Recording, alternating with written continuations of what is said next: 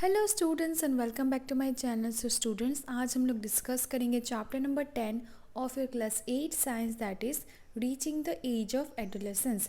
तो हम दो टॉपिक डिस्कस करेंगे। First is why should adolescent have a balance diet. बहुत ही इंपॉर्टेंट क्वेश्चन है। So let's see the answer. Adolescence is a period of rapid development and growth. Regular healthy diet is required to achieve optimum physical, mental, emotional, and psychological wellness. As a result, an adolescent nutrition must be carefully planned.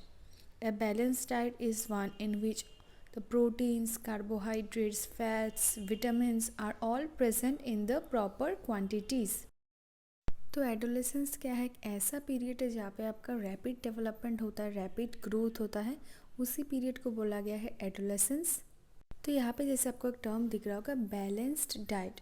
तो adolescence को balance diet क्यों लेना चाहिए, क्या importance है balance diet का, वो आपको जानना चाहिए। So it is very important to eat balance diet during adolescence because rapid growth and development of the body takes place during this period. तो बैलेंस डाइट का क्या काम है? It helps your body to get adequate nourishment required for the rapid growth. So one by one, let's see. The diet of adolescent should include food items made from cereals which provide carbohydrate for energy. ये सब हमने पहले भी देखा था. तो carbohydrate हमें क्या करते हैं? एनर्जी प्रोवाइड करते हैं. फॉर एग्जाम्पल से यहाँ पे आपको क्या दिख रहा है? Rice, chapati, that idli, biryani, ये सब क्या है? It comes under your carbohydrate. Second आपको क्या दिख रहा है? देखो, पल्सेस एंड बीन्स, ये सब क्या है? This food item contains protein which are required for the growth of your body. और भी एग्जाम्पल्स आप लिख सकते हो जैसे beans, cheese, egg, meat. Then the diet should also include fruits and vegetables which provide many vitamins and minerals necessary for keeping good health. Then comes your dairy product. फिर आता है आपका फैट्स. फैट्स भी important part है but it should be taken in a limited amount. Fat भी हमें क्या करते हैं? It provides us energy. Example butter, ghee. तो आई होप आपको समझ में आ गया होगा बैलेंस डाइट का कितना इंपॉर्टेंस है एडोलेसेंस में. ये आंसर पढ़ के अभी बहुत ही ईजी से आपको समझ में आ जाएगा. एडोलेसेंस को क्या करना चाहिए? वेल बैलेंस डाइट मेंटेन करना चाहिए. And a well-balanced diet consists of all types of nutrients like proteins, fats, carbohydrates, vitamins, minerals in an adequate amount. Next topic क्या है? देखो, what is menstruation? Another important topic.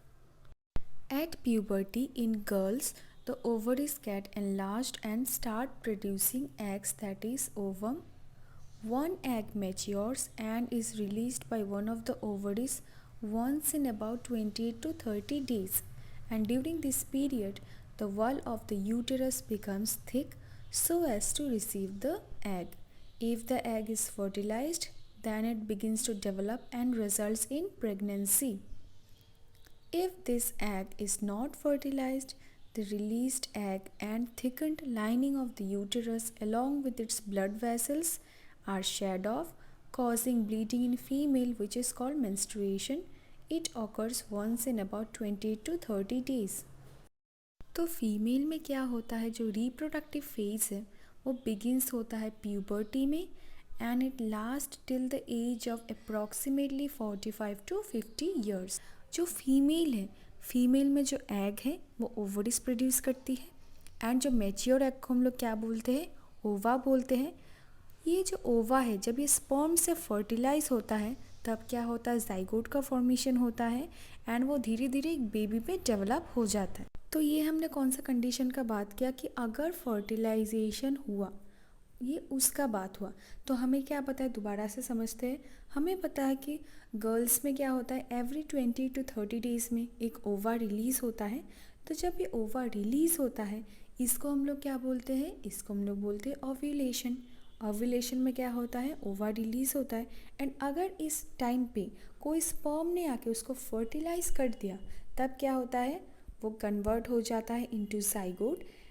तो इसी से क्या होता है? जाइगोट बनता है and then at the end baby produce होता है.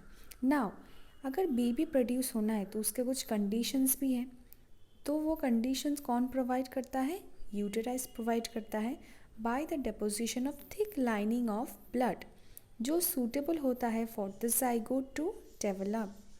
तो ये तो हमने जाना कि जब फर्टिलाइजेशन होता है एग एंड स्पर्म का, बट अगर फर्टिलाइजेशन नहीं हुआ वो भी आपको जानना चाहिए, उसी को बोला गया है मेंस्ट्रुएशन, दैट इज़ पीरियड्स। अगर फर्टिलाइजेशन नहीं हुआ तब यूटेराइस का जो लाइनिंग है वो शेड ऑफ हो जाता है in the form of blood, जो फीमेल की बॉडी से बाहर निकल जाता है, and this is your menstruation. जैसे यहाँ पे आपको लिखा हुआ है क्या, देखो, if the egg is fertilise, that is अगर फर्टिलाइज हुआ then it begins to develop, वो डेवलप होना शुरू हो जाता है, and it results in pregnancy. If the egg is not fertilise, अगर फर्टिलाइज नहीं हुआ, that is second case, then क्या होता है, the released egg and thicken lining of the uterus along with the blood vessels are shed off, causing bleeding in female which is called menstruation. तो यहाँ पे जैसे आपको डायग्राम दिख रहा होगा, जब आपका क्या होता है, मेंस्ट्रुएशन कब अकर होता है, जब फर्टिलाइजेशन नहीं होता है, तो ये जो यूटेरस का लाइनिंग है दैट इज़ एंड्रोमेट्रियल शेड हो जाता है, ब्रेक डाउन हो जाता है in the form of blood, जो फीमेल की बॉडी से बाहर निकल जाता है, दैट इज़ यहाँ पे आपको दिख रहा होगा bleeding, and it occurs once in about 28 to 30 days. So I hope it's clear.